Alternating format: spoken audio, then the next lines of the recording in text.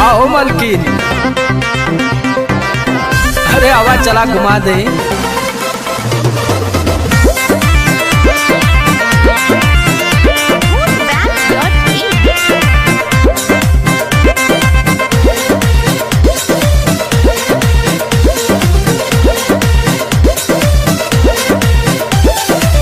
चलो ना जानू आज पटना घुमा दूं। अच्छा? चल के बजरिया में शॉपिंग करा दूं।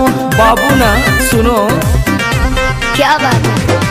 चलो ना जानू आज पटना घुमा दूं।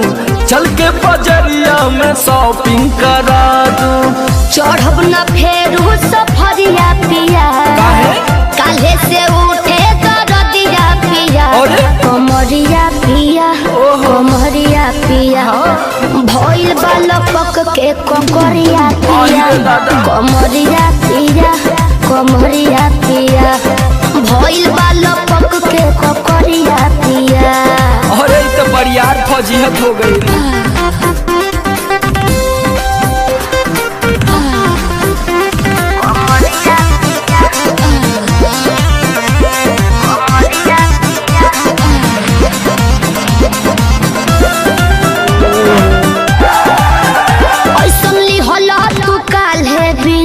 राजा जी लागे भइल बा कमरिया की रेख राजा जी।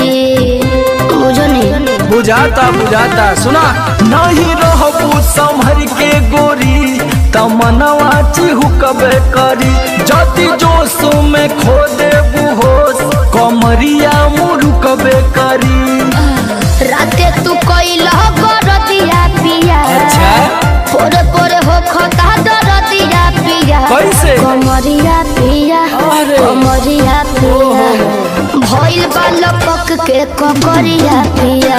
कमरिया पिया, कमरिया पिया, भइल बालपक